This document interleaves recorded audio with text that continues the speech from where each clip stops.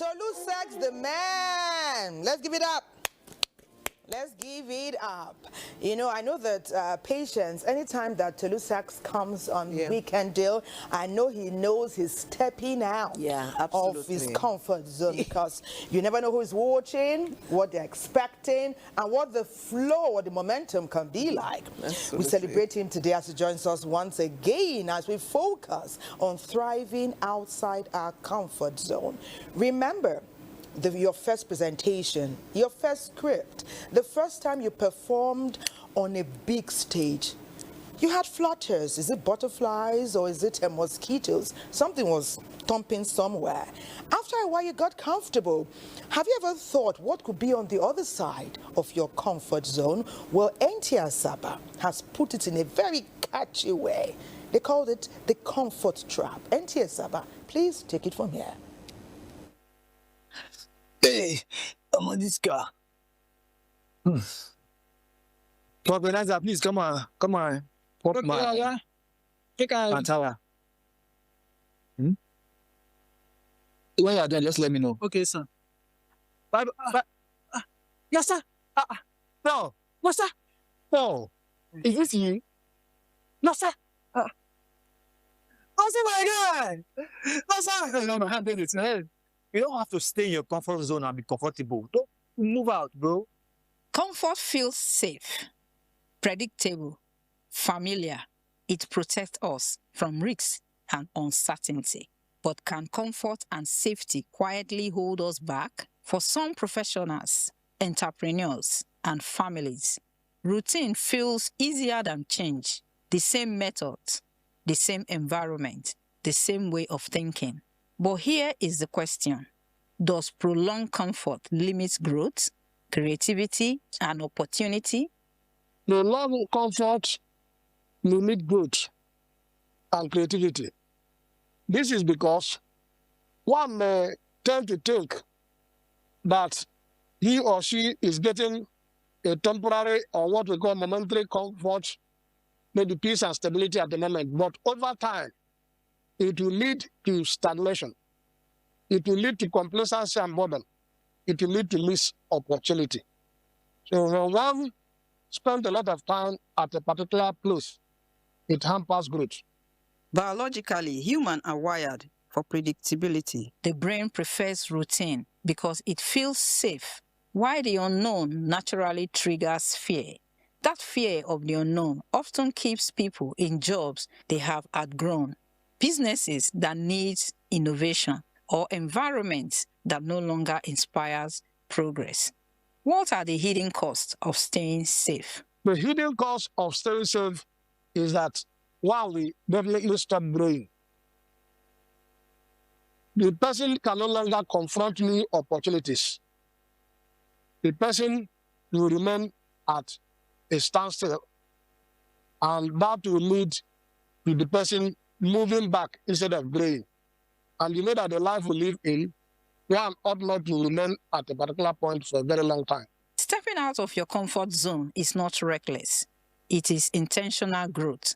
Trying something new may feel uncomfortable, but that discomfort builds resilience, adaptability, and confidence. We should learn to move from our comfort zone so that we can learn new ideas and we can be open to opportunities. Because you limiting yourself to one environment, it will also make you lose so much opportunity.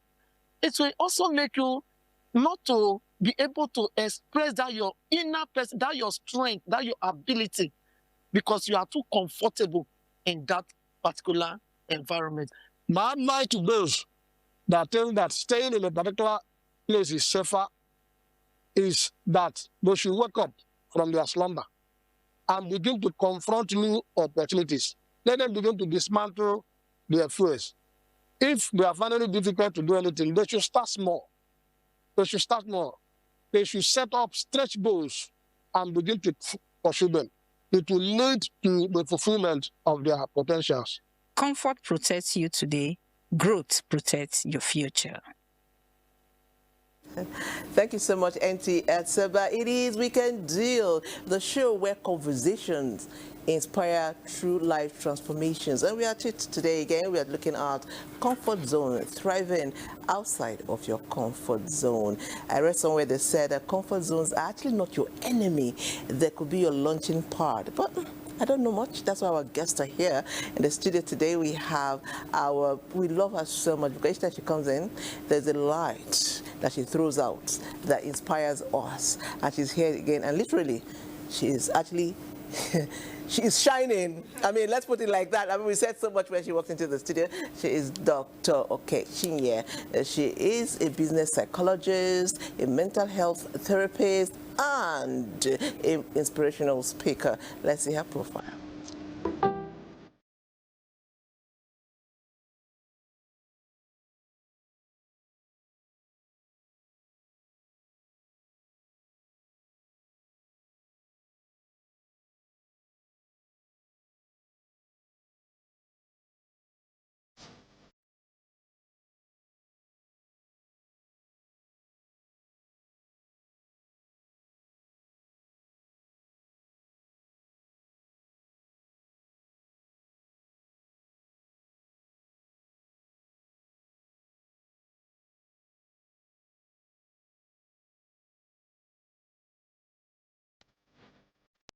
Lady, okay, welcome to Weekend Deal. Thank you. It's always amazing to be here. Good morning, patients. Good morning, Thelma. And good morning to our amazing audience. Oh, they are the reason why we are here. Why we show up early, isn't it? Absolutely. Yeah, they are the reason why we show up. Great to have you with us. Okay, we have another guest.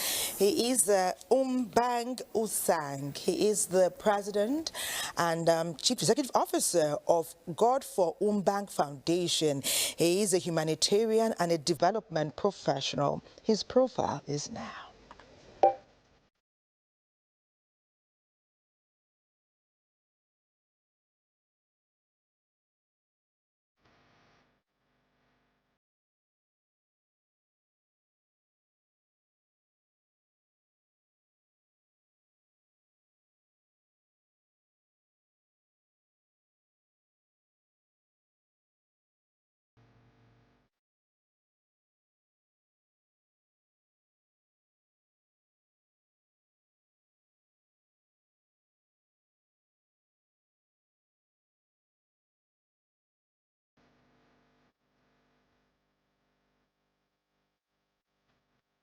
Sir, you're welcome to Weekend Deal. Thank you so much for this privilege. I don't take it for granted. Oh, thank you, especially being seated side by side with such a... The Lady Okay. We just call her Lady Okay, and she's then, fine. secondly, being live on air.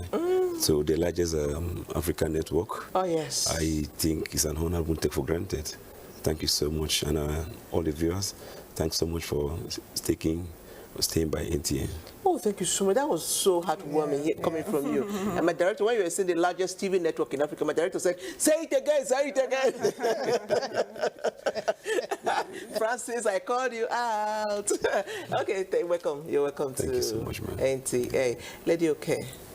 Comfort zones. What are comfort zones and why do we love it so much? Very interesting question. You know, when I saw the topic, I jumped. Because it's something that we all relate to and resonates with us. So when we talk about comfort zone, there's an illustration I always like to use. And I'll just say, you have a sheet of paper that write with one hand. Just take and try and write your name with one hand. Write your name with one hand. Now switch to the other hand and write your name with the other hand. Oh. I always get that expression, So talk to me about the first experience when you were writing. Comfortable. Yeah. The writing, if you see the writing will be legible. Yeah. You will write your name faster. Your hand will not be twisted. It will not be painful. But if I then ask you, talk to me about your experience the second time, you would say, oh, I had to twist my hand. The writing was not like, maybe like foul scratch. Yeah. Those things we used to see when we were young. And it took, the pace was much more slower. Absolutely. And then you would have to have twisted your hand and all of that. So it was just clearly uncomfortable. So that's what that illustration tells us about our comfort zones. You know, the exercise I talked to you about is about your personality type, the way we are wired. Each of us, we come to this world with natural preferences. That's our comfort zone. The way we like to make decisions, whether we are extroverted or we are introverted, whether we are people persons. So that is what is our comfort zone. So we tend to gravitate towards what is our natural preferences. Careers, relationships, and all of that. So comfort zone would be a place of predictability, familiar identity, low anxiety, established competence. Who wouldn't want to remain in that place? True. But the problem with that is that life is a lively process of becoming. So life will always deal lemons. Life is a lively process of becoming. I didn't want to miss that. Yeah. The only thing that it says constant is change. So life will always give you lemons, which you would need to turn to lemonade to survive. And turning lemons to lemonade, you would have to step out of your comfort zone. Because greatness, innovation, growth cannot be found in the comfort zone. And let me say it again so somebody will listen. Innovation, much as you love that natural preference, much as you love your comfort zone, innovation, growth cannot be found in the comfort zone. Only mediocrity resides in your comfort zone. Secondly, life happens.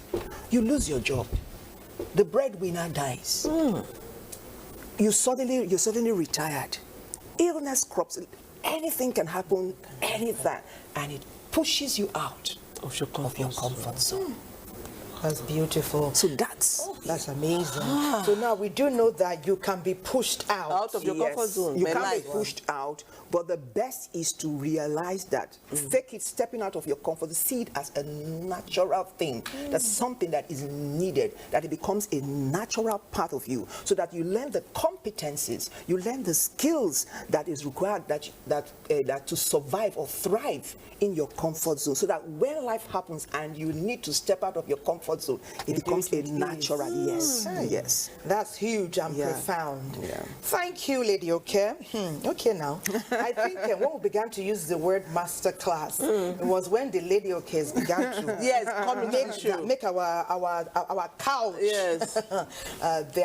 their usual space. We thank you for that. That was a grand entrance into this familiar, is a familiar terrain, but unfamiliar in the sense that in spite of the fact that we have been hearing this for a while, for many it is a trap. You are telling us now, let's do it intentionally. And according to what we have come to learn, Mr. Umbag, in something that you have to step out, many don't step out. When it becomes a trap, Mr. Umbag, what happens? And what must we do then? Okay, so it is so always interesting when you sit with people of quality, you never met with them, and when they share their ideas, it looks as if you have cross-checked your notes. So I felt so elated when she was talking, as if we compared notes. Wow. So it makes such a vindication that our line of thoughts are not totally astray. Having said that, I just want to say that human beings are wired naturally to be comfortable with the known as against the unknown. And just also add that comfort zones are not always geographical. They can be situational. They can be relationship. They can be emotional and psychological, just as you said. It is a state of thinking that where you are is the best and there's nothing elsewhere. And such brings a trap.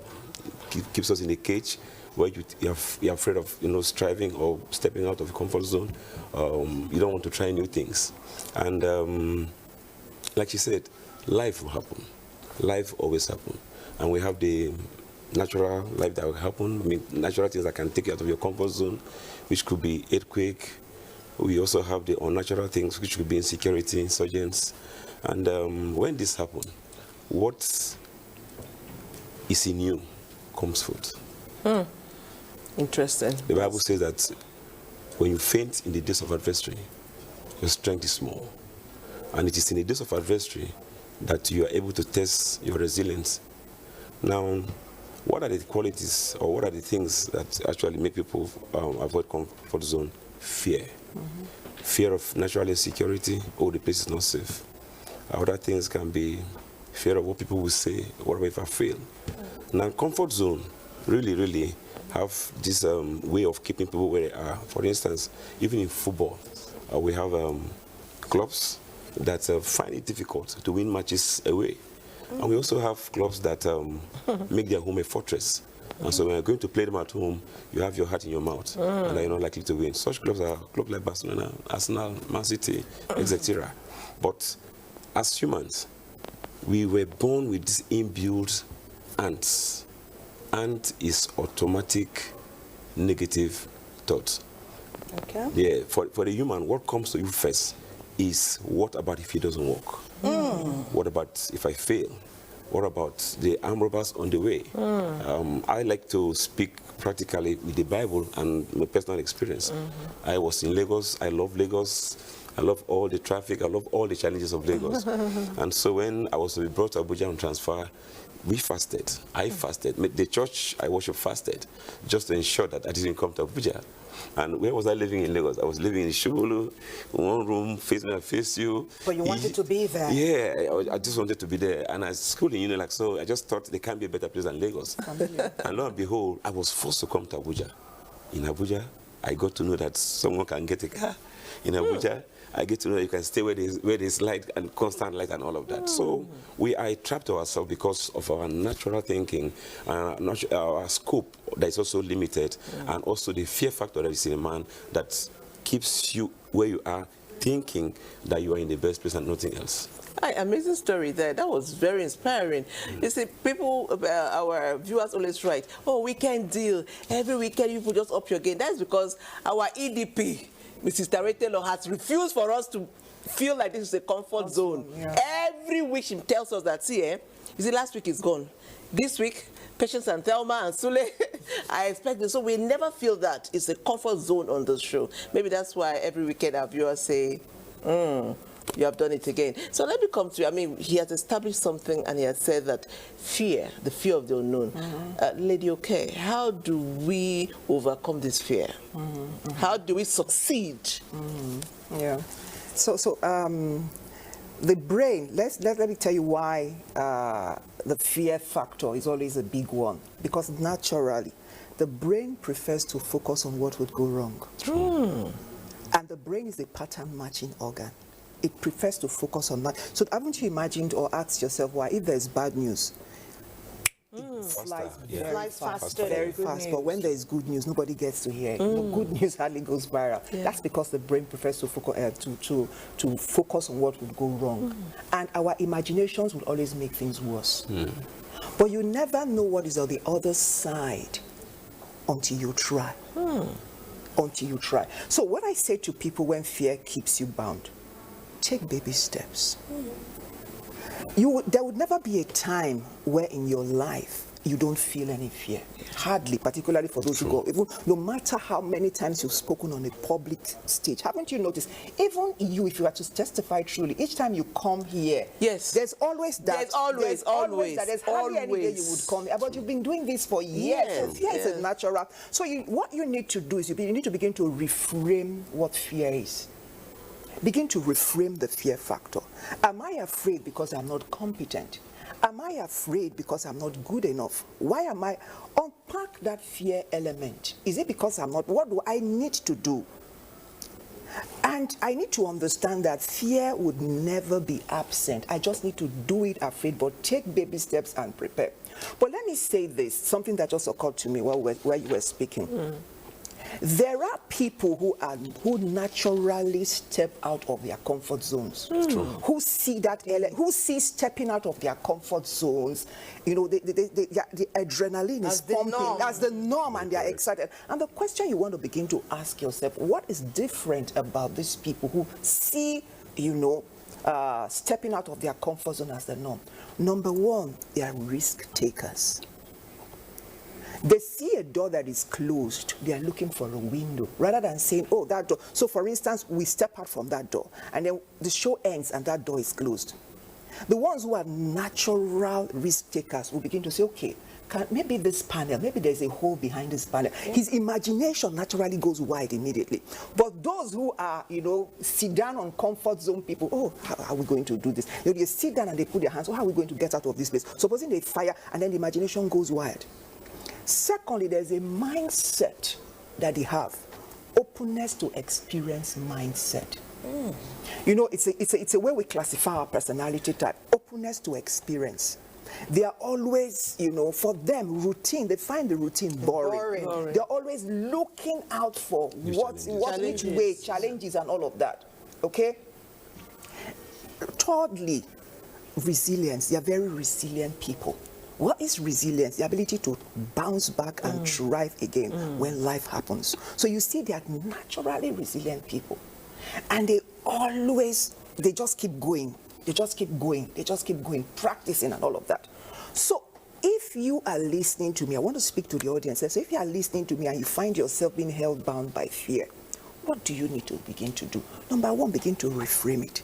I often say this, and I've said this in this show before, nothing means anything except the meaning that you give to it.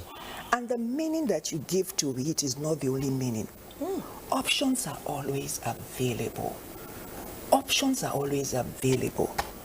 So what meaning am I giving to what is happening in front of me? How can I reframe it in a way that empowers me to move forward? Lastly, you never know who would help you, what doors will open until you step out. You just got to step out. Your destiny helpers, or whatever you call them, would never find you until you step out. Take baby steps. Indeed. Remember that life is a lively process of becoming. What you don't anticipate and try, you never get. And I say, let me wrap this by saying that stepping outside your comfort zone is not a dead sentence. It's a revelation of a bigger and better version of yourself.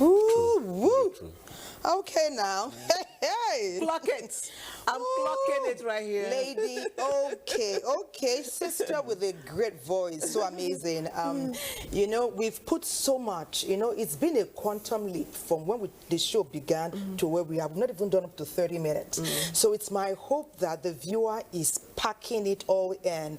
And as a way that we make it easy to interpret, easy to adapt, and easy to get the best of our master classes. When we traverse our discussion and innovate and put in mini documentaries that throw more light on where we have come from and the direction that we are heading.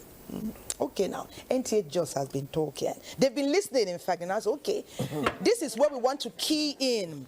She's spoken about risk-taking. Some are afraid to fail. She's spoken about reinventing yourself. NTA just said, we got it right there. And it's time to step in. NTA just, let's see how your mini documentary will add value and nourish our conversation thus far. Please take it from here. The world of business, true innovation has never been born out of comfort.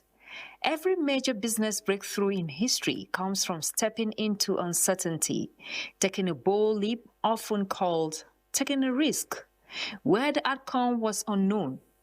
The paradox of entrepreneurship is that risk is both the greatest fear and the greatest catalyst. Without risk, there is no venture, and without venture, there is no success. In the bustling city of Jos, the Plateau State capital, one entrepreneur stands out, Godwin Gowim, for his relentless drive to succeed despite the challenges. I have a passion for agriculture, and my passion is centered in the production of rice because I grew up in a rice producing area in the Plateau, which is the southern part of it, specifically Shandam and Ajikamai. To be specific, that's where the farms are located. So with that passion, I persisted. I did so many research because I really want to see what I can get from the passion I have. And as a result of that, it landed me where I am today.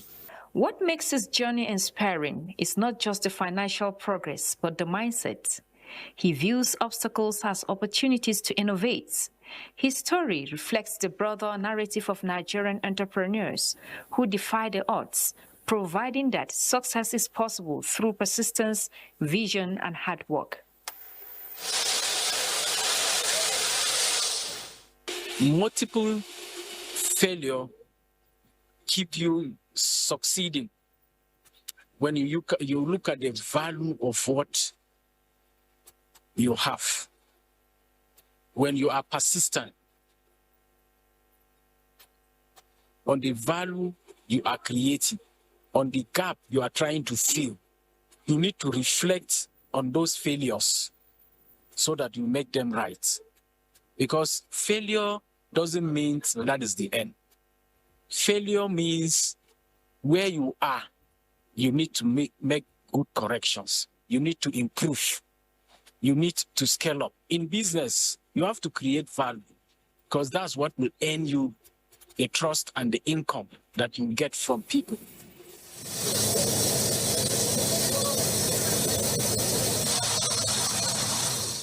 There are multiple risks in the course of every business that you try. First risk that will come up in your mind is the risk of failure. That's one of the major things in every business setup that you want to come up with. Will this thing fail or will it succeed? The traits that entrepreneurs have in common universally are they study, plan, adapt, and persist. For them, risk becomes a tool, not a threat, when it's managed with vision. The beginning, sometimes it will look rosy because maybe you are just beginning with the little you have. But you get to a stage whereby you will get stuck. At that stage, so many things will unfold. Because, one, what you are doing, you start asking yourself, can people buy what I'm doing? How am I going to convince people to see the importance of what I'm doing? Can people see this and trust it? Can people invest in what I'm doing? So these are questions you ask yourself. These are risks that you table before yourself and proffer solution to it. Because without looking at these risks, you won't go any further. The phrase, no venture, no success, is not just a saying. It is a reality. Every entrepreneur who has changed the game has done so by walking into the unknown, not around it. It is in that space of uncertainty that innovation is born and businesses are reinvented. Involves changing careers, starting a business, working from what no longer serves you, or even speaking up for yourself. Growth will involve the first uncomfortable step. So, Mr. Usang, that uncomfortable step. Number one question to you will be that, how do you even realize you're stuck? For you, it was a transfer that pushed you out. Yes. For others, how would I even know that I need to, where I am is my comfort zone, and I'm stuck? How do I even realize it to take that uncomfortable step? It's always very obvious. Oh, it is? Yes, it is always very obvious. Oh, First, okay. let me take it from the point of view of the risk she's talked about. It is said that one of the greatest risks is not taking risk. Oh, yeah. And so, when we fear to try new things, when we get ourselves caged into things we feel that are not working, then it means we don't want to take risks. Now, to answer your question, when you are doing a business and you realize that the inflow, and you realize that the environment, you realize that things are not working the way they were working, you realize that you are not meeting up with your goal, definitely you're stuck. And it can also be in relationships. And I don't want to be a prophet of doom to, ask people not to push further or try further. I love to give an example of my life. Okay. I got stuck into several failed relationships because I wanted to be a good man. And it took about 12 years of my life. Yes, and so if you are in a relationship that is not heading to fruitfulness, you should take the risk. Pull out. Now, many fear, if I take this risk, what is next? Whatever that is next, if it's not going to be okay, where you are is already not okay. Oh. Yes, we have got women, we have got men who died in marriages. Like I said, I'm not here to ask people not to be careful, not to push further. I'm not here to say people shouldn't give in their best. But when your best is not bringing what is good enough, it is expected that you take the risk, because where your eye is not okay, I mean, he that is down needs fear no fall. The indices or curves, to know that where you are is where you should be, are the results. And you can't be in a relationship with someone who is too busy. I told someone that when someone is interested in you, they are never too busy. Even when you think that they're busy, there's still time. There's still time to reach out to you. If you are with someone, dating someone, and the person cannot reach out, you are the only person reaching out, I think you better think twice. But sometimes, again, we are caged or trapped with the things our minds are being fed with. They will tell you, if it is this, is that, and we believe it. Or they tell you, oh, certain tribes, this is their character. So we generalize and feel that, okay, I don't want to mention a tribe. Yes, at some point in my life, I was trying to eye a lady then, very long time ago. And one man, very close to that person, said, no, you cannot. He said, it's not possible. That nobody, nothing. And I begin to wonder, can you just conclude that? He said nothing that word, that women don't smile. Yes, I mean, he said, those people, no matter how the size of the Bible, they cannot be good in this, they can't be good in marriage. I mean, they're generalizing. And if you're not careful, you are likely going to see an angel and treat that angel like a devil. And then you see a devil and you think that it's an angel. Wow. So, just to go again to your question, when you are in a business, you are in a workplace that is not having signs and symptoms of progress, you are already trapped. You cannot be in a place for so long and there are no prospects, forthcoming, there are no green light coming, to encourage you. Let me crack this joke, and it's reality. Just a few months ago, I have a friend, he has a Corolla. This Toyota Corolla. And the car was getting not too good again. So, what your car? He said, this car, even if I sell them, I will still buy this Corolla. And he said, now, boy, the fuel economy not be here. Oh, my goodness. Then last week, I saw him with a Camry. I said, boy, what's happening? He said, boy, I know they go back again. Oh, nice. I know they go back again. No, what happened? He has thought that they say Corolla is fuel economy. And so even if he wants to buy another car, it has to be Corolla. Until someone came to him and said, give me your Corolla, just add this amount of money and take this Camry. Then compare the comfort of a Camry to a Toyota Corolla. What am I saying? He was trapped with the thing that was fed in his mind. The mind is a tabula rasa. So the things you put into the mind becomes, what pilots or directs our lives. Okay, thank you very much, Mr. Mbag. When we use these human angle stories, it aligns very well with those who are watching. Even we here can identify with that. It has happened in car, in relationship, in job. It happens often. I was going to ask Lady Oke, what happens when you take the risk, you take the plunge, you take the leap or the baby steps, and then you fail. But Director has spoken, and he says it's time for a break. Our second break on Weekend Deal beckons. We urge you not to go anywhere. We're still talking about how to thrive outside of your comfort zone. We'll be back. Don't go anywhere. Okay, a whole lot is going on here. Welcome back. It is Weekend Deal, and we are talking thriving outside of your comfort zone. And while that commercial was going on, you don't want to hear what was going on here. A whole lot was going on here. But the truth of the matter is, comfort zone and comfort zones most times. Somebody says it's not your enemy per se. It's how long you stay in it. Like he said, you can be in a relationship, or you are in a relationship, but you're in a relationship all by yourself because the other person is either so busy, you are dating yourself, you didn't know. So comfort zone not being an enemy, how do we separate from an enemy that is not truly our enemy, but we need to separate from the enemy? Let me start by saying, taking it from the last question you asked, because something occurred to me. How would you know when it's time to leave your comfort zone? Yes, true. He did say that yes, it's easy to know, but it's not in all instances that it's easy to know. Yeah.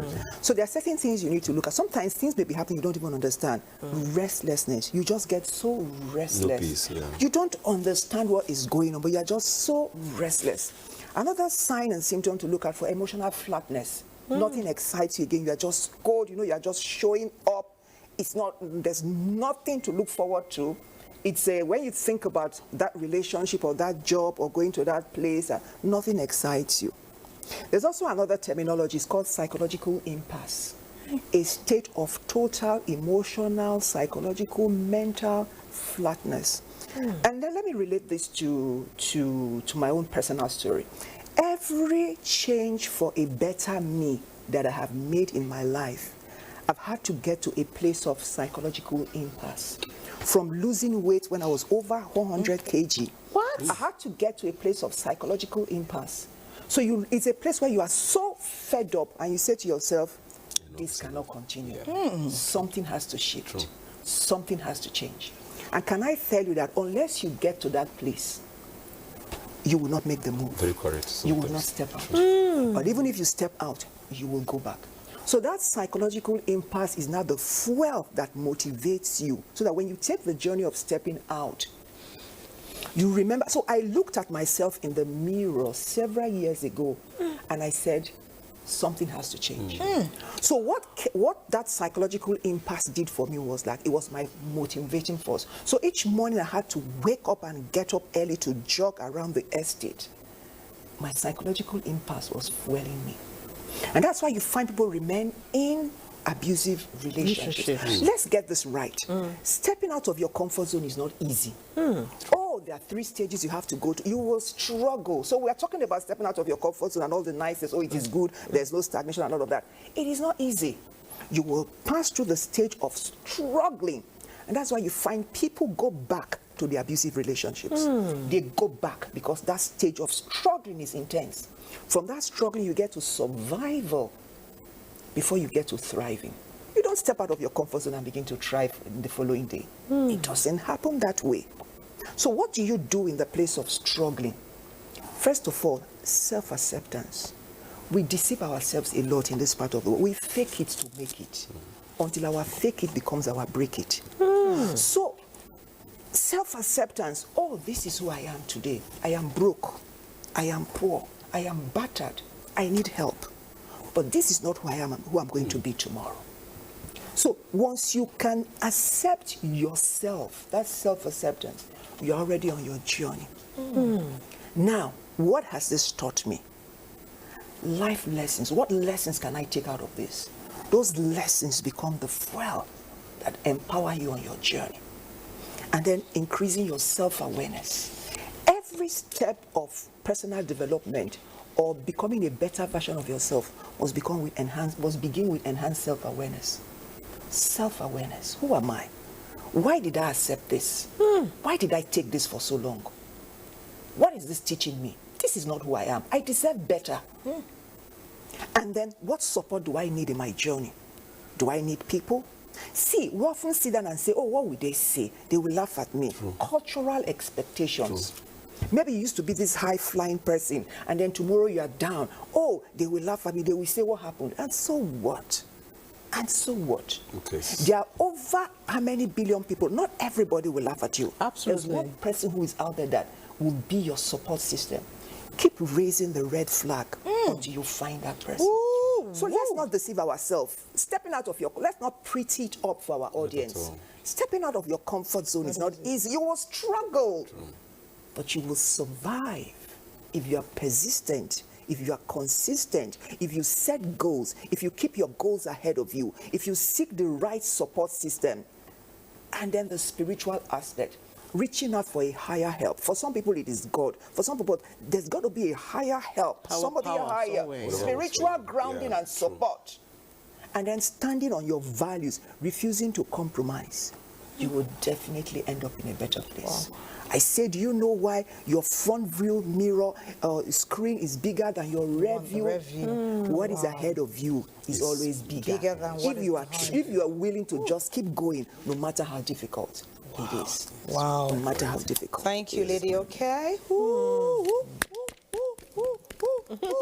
I like the part where you said, let's not pretty it up for those who are watching. You know, many times, even that faking, after a while, we start to believe the lies we're even telling others. So it's integral that you stay honest to yourself.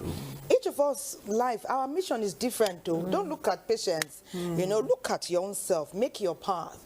And I did hear somewhere that it's not enough to even have the mindset or the plan or make the decision. You must also realize that you're going to be a different person in time. I like that. When new challenges come, you must become a new version of you. The conversation continues, and of course, you know, you need to eat. If you need to step out and, you know, confront your challenges or obstacles, you must eat well. Somebody told me sometime that banana gives energy, but I don't know that much, because that's what Anna will focus on today as she takes us through food and nutritive values. Anna, it's time for you to shine.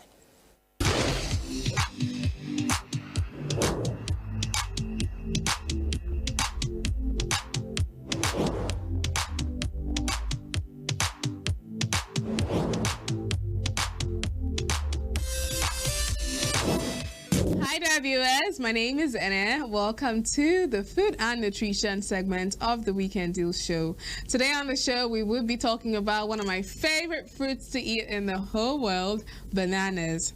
Now, bananas offer a range of health benefits due to their rich nutrients profile. They're a good source of potassium, which supports heart health and promotes blood regulation. Bananas also contain fiber, promoting healthy digestion and potentially aiding in weight management. We are going on a short break. When we get back, it is still more on bananas. Finally, bananas are also easy to transport and usually well tolerated and easily digested. All you need to do is peel them and you're good to go. Eating one banana per day is a healthy option, but since most of the calories in bananas come from carbs, eating too many bananas may result in a high blood sugar level in people with diabetes. So if you do have diabetes, you might want to just eat one banana whenever you crave a banana. And if you do not have diabetes, you still need to watch how many bananas you eat, because it can spike your sugar levels. With that said, thank you so much for sticking with me. It's been a wonderful time. I will be passing the mic to Patience and Telma. My name remains Anna. Bye.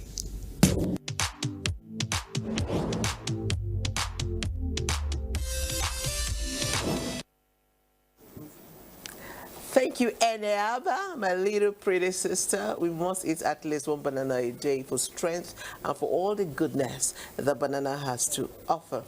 Well, before we went to Enaba, it was established here that stepping out of your comfort zone is actually not easy. Sometimes it requires mindset shift, a lot of courage, resilience, and it also involves changing your location totally. How and when should one decide to change their location as far as stepping out of your comfort zone is concerned? Magdalene Maikomo will tell us more.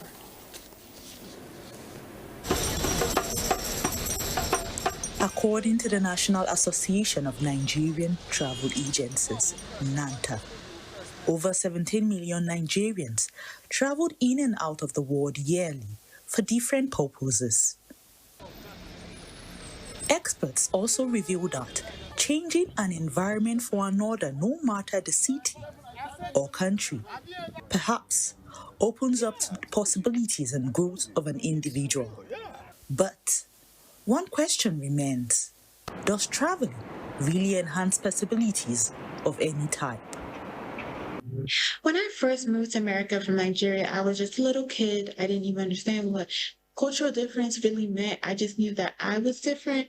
I didn't realize accents can make people look at you twice, or that bringing food from home will suddenly make you different or weird, or that your name sounding unfamiliar can make a room pause for a second. At that age, you don't have a language for it, you just feel it. I saw how people who were used to one thing reacted when they saw something different. The accent, the culture, the little things, and for a while you kind of just start adjusting yourself without even noticing. But moving countries does something to you.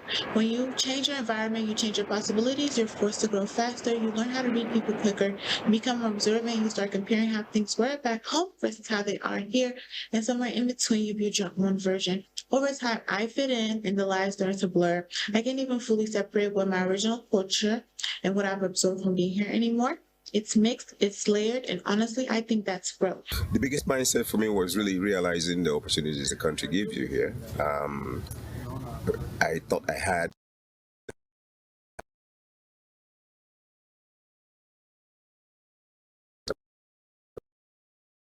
realized how much the strength in education back home at that time gave me a good ground, because in school with some of the students who were from here, I was young, but it looked to me and these other guys were even younger than myself. Maybe same age, but the maturity level was not quite there. The drive, I would say, wasn't there for the indigenous people as I could see. So I seized on that structured upbringing from Nigeria to just forge it through, and it's paid dividends. To some individuals, environment shape our identities, while others adapt. A supportive environment can build skills, communication, and exposure to different cultures, problem solving, and adaptability. I was just 7, still very young and not fully sure of what to expect or what was really awaiting me on the other side. All I knew that this was a new journey of my life I was about to start and a new chapter I was about to embark. I knew it was for the better too. I remember being filled with so many mixed emotions, nervous, excited, scared, but I was sad too because I knew I had to leave my childhood behind, everything I once knew, and start in a whole new environment, a place I've never been before. But I trusted God, I put it in His hands, and I prayed about it. My journey in America really didn't start till I started at school, because that's really when I started to experience the environmental changes. People spoke differently, acted differently, dressed differently, and so many other changes from what I once knew in America. At first, I will say, it was really hard for me to adjust because this was different from what I was used to or what I really knew. So it took time for me to really adapt. But as time went on, I learned to navigate Nigerian values at home while adjusting to American norms in school and social spaces. Growing up in this new environment forced me to adapt quickly, teach me resilience, cultural awareness, and also independence at an early age. However, no matter the story behind any traveling, experts advise that true change comes from curiosity, learning, and how the experiences acquired is used for the betterment of others. Because of the good that relocation actually gives to an individual is the adaptability that it gives you. It also teaches you to manage individual differences because you tend to meet new people, go to new places, hear new languages and all that. With time, I was able to pick up at least few languages. In Delta, for instance, Delta is a diverse state. I got to discover that in me, I have this adaptability to languages that at a point I started discovering that, okay, I can get to hear a little bit of Urobo, I can get to hear a bit of Isoko. So when somebody tells me maybe, okay, where the Gwekome is okay, greets me, I can be like, Diwo.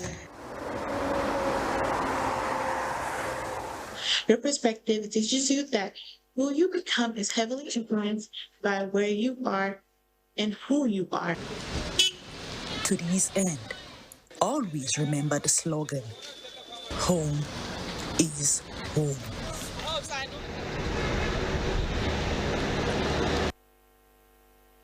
Location change can be very interesting, can be intriguing, sometimes can also be a disaster.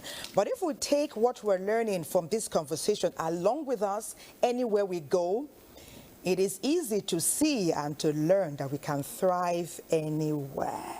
It won't take away where you have come from or the values you've learned.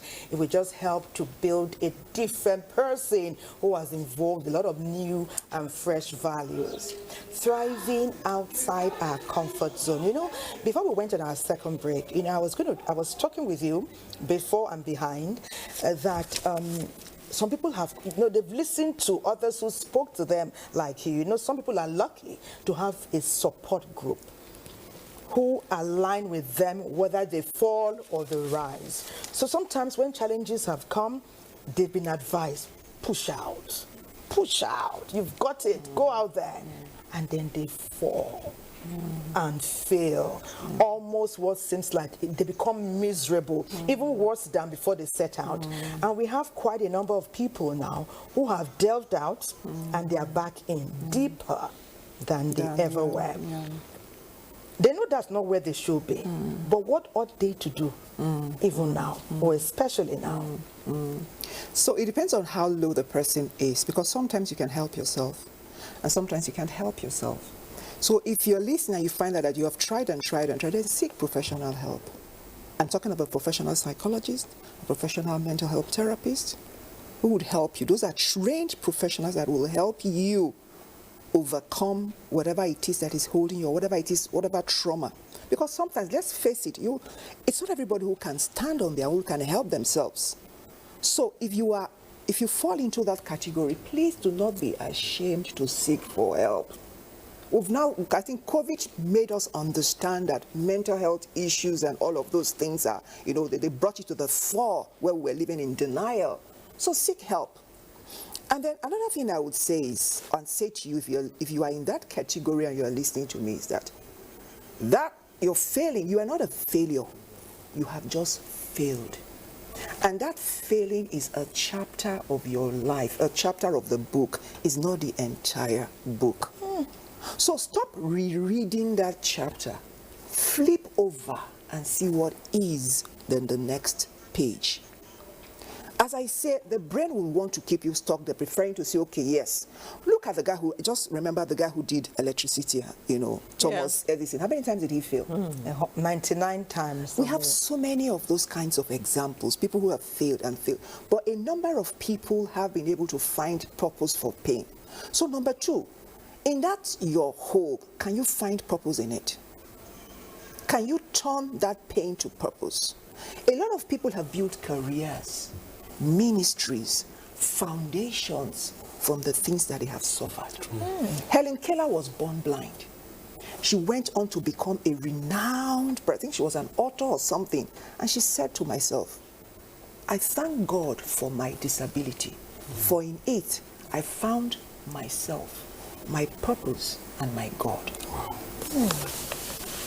So what can you find in that place? And no matter how low, I hope this is encouraging somebody, because I mean, that's one of the essence of what we do here. Exactly. We inspire, we teach, we educate, we encourage, we give hope, we bring light and brightness to somebody so that somebody is able to get up. We help them navigate their challenging transitions.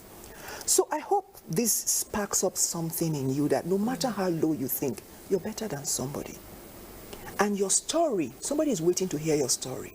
Your story will just be the recovery room for some other person. Amazing. So rather than remaining in that place, can you share your story? Start with sharing. Let your story be the launch pad for some other person. Wow. Because no matter how bad it is, it's worse off for some other person. Interesting. Very true. So if you cannot help yourself, reach out to somebody. Help is always available.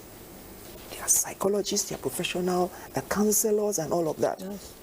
Another mistake we make is we are too spiritual in this side of the world. So rather than attacking the issues, we bind and cast them. There's nothing wrong. So the spiritual is like the foundation. So you've got to do something. Somebody said, you know, the Bible where Hannah was praying and praying and praying. If she didn't sleep with her husband, no matter how much she prayed, something would never have come out. Yeah. Samuel also, sorry, Samuel would not have come out. So there's the part of God to do, and there's your own part to do. Indeed. There's your own part to do, so you've got to do something. Start with baby steps. What are some of the mistakes people make when they're in their comfort zone?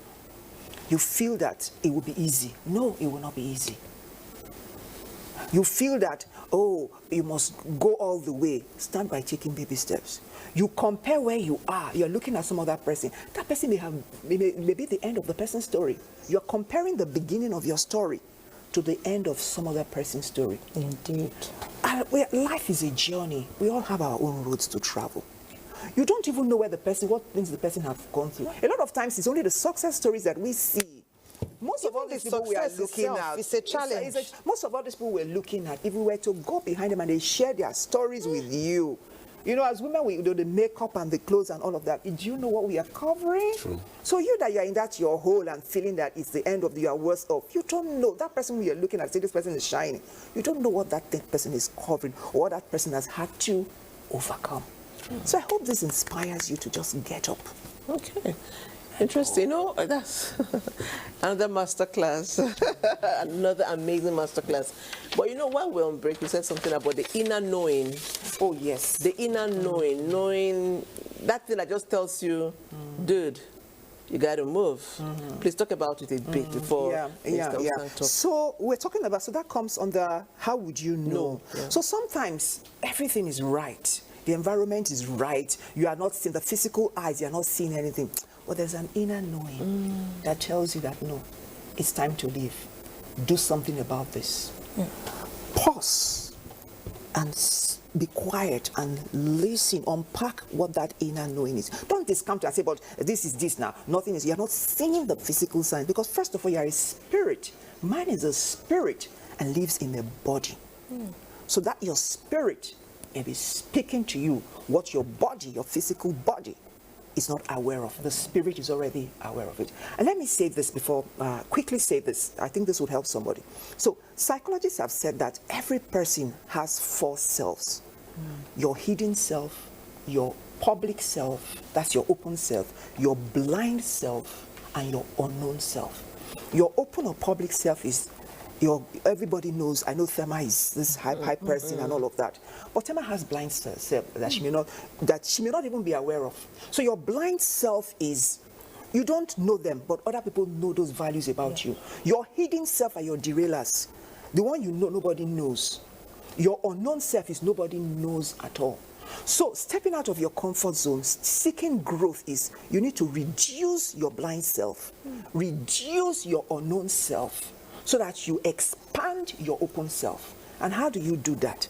When was the last time you sought feedback from somebody? We don't know how to seek feedback. Come, what do you think I'm good at? Do you think there's anything that is undermining my progress? When was the last time you sought feedback from a trusted person? True. Talk to me about me. Yeah, true. And they're trying new things. Just waking up, we're having some interesting conversations about, just once in a while. Let me go and start with the things. Let me go and play squash. Let me learn how to swim. Let me do those things. Let me even go out. Let me even go out this and let me do so those kind of baby things. Good but one. The seeking of feedback is one thing that would. Yeah. Okay, let me just get. Thank you so much, Lady. Okay, that's quite intriguing. We all have 4 parts. Even some we don't know it's true. You know what I also learned in this time is that many people don't want to hear negative things, especially adults, but they will hear it.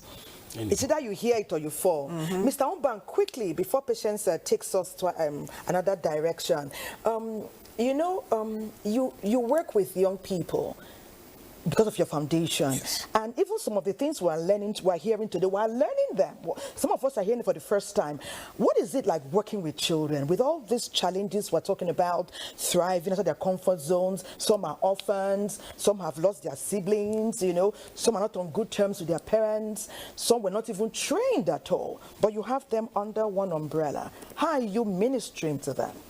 All right, before I go into that, let me quickly also say that everything she said is perfectly correct. Yeah.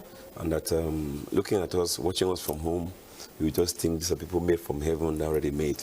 I want to add that, moving out of a comfort zone is not rosy every time. And that the initial challenges does not mean it will not end well. You recall that when the children of Israel were leaving Egypt. They left Egypt with the assurance of God. But that did not take away the challenge they faced in the wilderness. And when they faced that wilderness challenge, they had the temptation to want to go back to cucumber, to garlic, to become slaves, rather than, push further to get to their comfort zone, again, and where God was taking them to. And she talked about sharing your story. Coming here, I asked some people, I'm going on NT, please watch, correct me, tell me where I need to do better, and all of that. Good feedback. Yes, and then again too, sharing my story about coming to Abuja, I want to say this very clearly. It wasn't rosy. I spent 365 days sleeping in the office, including Christmas and New Year, initially. And after that, we were banned from sleeping in our office, and then I moved from that place to my pastor's office in the church. And when that era ended, I moved into an uncompleted building. And then my cousin said, no, while he's in Abuja, despite the small space, he wouldn't let me stay there. And I moved into Asokoro in one room with his family. Now, if you want to try new things, never you expect that it's going to be rosy. Or even if you're in a place where you think that you needed a change, and then maybe your first step, you hit your foot, you knock your foot on the ground, and you think, there's this might that if you're stepping out and then you hit your left and then it's something negative. I say that in other ways to say that the challenges along your path to the comfort zone or out of your comfort zone into a better place should not and cannot and will not be a sign of whether you're going to succeed or not. So are you telling the young children that already? Yes, I'm telling. What I do is I don't preach every time. What I do, I share my story. I share my life story. I am someone that came from, when I hear people say they were poor, and when they tell the story of how they were poor, I feel like slapping them. Because you just get to know that they were not poor at all. Like, I tell young people that my own dad took me out of my place of birth when I was 3, into a place we knew nobody. Wow. I was there until primary. I didn't go to primary school normally. Like, you would have been due to go to primary school and then they enlist you. I went to primary school escorting other neighbors who were older, playing around the school, and the teacher said, why can't you try? And in those days, they put your hand across your head. Wow. If it touches or whatever, you are qualified. I didn't qualify, but they managed to put me there just to get me. After primary, the first stage, I didn't write common entrance because there was no hope. What was I writing common entrance? But somewhere, somehow, after my colleagues had been in secondary school, then first term, they took me. And several stories. Wow. I dropped out of school because there was no money to pay my fees, and then I had to go do manual labor. I worked for myself, and then one thing happened, and I'll get to that later. Integrity. Integrity helps. When the time for registration of YA came, I didn't register because I was already out of school. The principal of the school then, community secondary school, Biakwan, said, we can't lose this kind of a brilliant child. So they brought me from home, and they paid for my WAEC, allowed me to write WAEC despite not being in school. And I went out there as a teenager, labored, cut grasses, do everything I can do, then to pay for my school fees. So that's what I tell young people. And young people also tell them that where you are right now does not determine where you're going to. And your background cannot and should not put your back on the ground. Oh, your background should not put your back on the ground. That's another amazing one. As we go on our final break on the show today, please do remember that hard times, stepping out is difficult, but regrets are even more painful. We go on a break. Wow. Wow. Tolu Sachs, always doing something new. And you know that we've heard from King Fat and other dear people how music can sometimes influence positively your trajectory when everything seems all hope is lost. Some songs, some nice songs really make impact. We have, I was wondering, where are your messages? Are you not listening to the master class? Well, thank you, our dear friend Olusegun from Ijebu Ibefun, Ogun State, Nigeria. It says, my cherished people, you fill my heart with joy. You fill my spirit with hope, and you fill my soul with nourishment. I'm impacted by the love and the gratitude that you share on Weekend Deal. I just summarized, he has a long story, and he's saying that what you're sharing, people pay for it. And he thanks you for giving it freely to him and to the world. And one more, Ibrahim Gambo from Zaria and Kaduna State says, hello, Weekend Deal. I want to thank you for this interesting program. It's so inspiring. It is educative.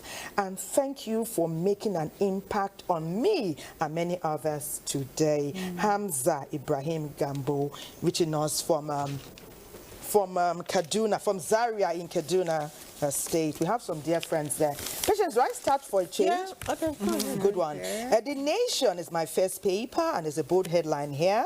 It says, from page 4, it says, Atiku's home state falls as Fintri, that's the governor of Adamawa State, joins the ruling party. There are many interesting riders. Get a copy and link. Guardian Weekend is next, and the story here says why echoes of state police can't be ignored. We have many power brokers, including the #1 person in Nigeria, the president of the Federal Republic of Nigeria, here among the visages shared. Okay, so Saturday's Sun is the paper I am holding, and it says court order energizes PDP ahead of 2027 elections. That is on page 25. Have a look if you want more. And I like this in particular. I want to marry a kind and generous man. So if you want to marry a kind and generous man, get the Saturday Sun. All right. So with me is the blueprint. And on the front page, we have insecurity. Veterans, expert hailed FG's plan on military retirees to man ungoverned spaces. Find that story in page 8 and 9. If you want to know more, get the blueprint. And at the back page, the blueprint sports. I can't miss this. Why Man United didn't sign Osimhen. If you read that story further, you see that the AFCON that was scheduled was part of it. Get details if you want. Indeed. Sports without Osimhen. Okay, so I have two papers here. I have Leadership Weekend, and I'll take the boldest headline. It says CCTV cameras to monitor exam centers as registration ends today. Jump to observe centers from headquarters. Candidates scramble to beat a deadline. That story is on page 4, and I'll quickly move to This Day. And This Day says ADC rejects INEC's reverse poll schedule. Alleges plots to edge out opposition. That story is on page 5, and there are so many other stories on the papers today. We will quickly take a sports summit. When we come back, our conversation will continue.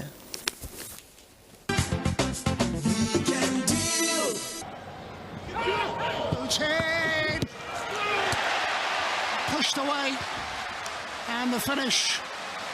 Was he continues and looks to go all the way. Lovely cutback. Down very short indeed. They won't mean it really. How easy. Could be in for a fourth. One of the foremost coaches Nigerian football has seen, his name is Paul Aigbogun, coaching some of the big club sides in Nigeria, coaching the national teams, under 20, under 23, and senior national team backroom staff. He's our guest all the way from London, and want to find out where he has been. My name is Godwin A. Naknai Sports Summit on Weekend Deal. Welcome back to London. We are going right now, and Paul Aigbogun is waiting to talk to us. Paul, good morning. Thank you for joining us on Sports Summit on Weekend Deal. Oh, hi, good morning, Mr. Godwin, and to everybody, and to all the viewers out there. Really nice to speak to you, and it's been a while. Where have you been, Paul Aigbogun? Yeah, I'm currently in the UK at the moment. I had for certain reasons, particularly family reasons, to come back and spend a bit more time at home. As you know, in our game, you spend a lot of time away from home, so it's nice to be back home for a while in the UK, and just doing okay here and spend time with the family, which is really nice for a change. They say family is everything. Now you know that Paul Aigbogun is in the UK with his family. Now, Paul, You were once the under-20, under-23 coach of Nigeria. If you are offered the same opportunity, would you take it? Oh, hi, yeah. You know, coaching any of our national teams in Nigeria is always a great honor. Having coached on a 20 team, worked with the senior national team, my heart's always with Nigeria. So it's difficult when you get the opportunity, call at the right time. It's difficult to say no, but I think everything in life is about the right time and the right opportunity, and until it comes along, you never know. Well, the Nigerian Premier Football League, you were part of it for a long time. They say we don't have good players in the league that can play in the national team. Do you agree? Yeah, I think the issue around the MPFL, I think it's kind of sporadic. I mean, remember last year you watched certain games a couple of years ago. I remember Sporting Lagos against Remo. It could have been a match anywhere in the world.